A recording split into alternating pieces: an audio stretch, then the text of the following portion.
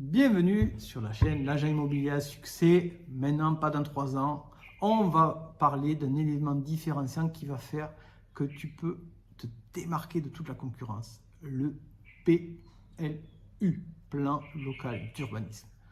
Cet outil, encore une fois, c'est fondamental dans ta carrière. Tu dois maîtriser ces sujets-là. Le plan local d'urbanisme définit toutes les règles sur ta zone en termes d'urbanisme. Est-ce que j'ai le droit de construire une maison de 18 mètres de haut? Est-ce que j'ai le droit de faire une piscine? Est-ce que j'ai le droit de mettre une clôture à 3 mètres de ma maison? Est-ce que j'ai le droit de planter des arbres à 4 mètres? Toutes les règles sont définies en fonction de ta zone dans le plan local d'urbanisme.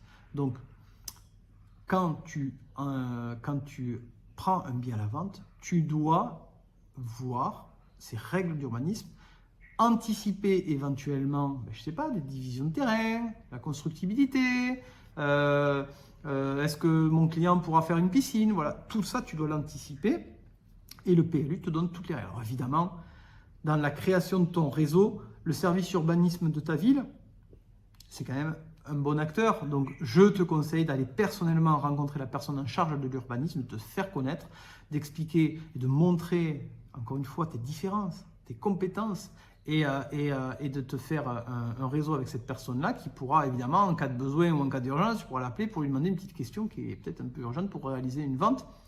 Mais anticiper, c'est quand même encore toujours un peu mieux pour pas passer pour un rigolo. Donc, le plan local d'urbanisme, alors tu vas t'apercevoir que dans certains petits villages, il n'y a pas de PLU, parce que le PLU, c'est quand même une machine de guerre. Il y a quand même pas mal d'éléments. Donc, il y a des zones où, en fait, il n'y a pas le plan local d'urbanisme. On appelle le règlement national d'urbanisme, le RNU. Donc, c'est en fait, finalement, c'est des règles nationales qui s'appliquent. Voilà, c'est aussi simple que ça. Donc, tu peux trouver ça encore dans les petits villages, même voir des cartes communales. Donc, des cartes communales, c'est une petite carte avec qui définit la zone, quelques informations, mais dans des zones très peu peuplées, en fait, on a encore ce genre de choses. Donc, mon conseil, avant toute hypothèse, avant toute oui, on peut faire ça, non.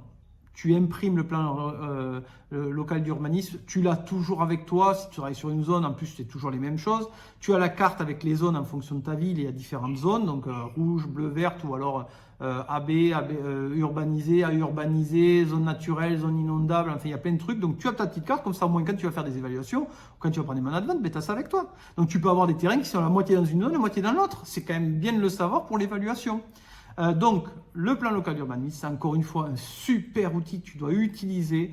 Maîtrise-le, tu peux avoir souvent accès en ligne en plus sur les sites des villes, donc tu peux télécharger, etc. Donc, ça peut être très très facile et ça peut encore une fois faire la différence par rapport à tes concurrents. Voilà, si tu veux être au courant des nouvelles vidéos, tu peux t'abonner bien sûr à la chaîne et on se retrouve très vite.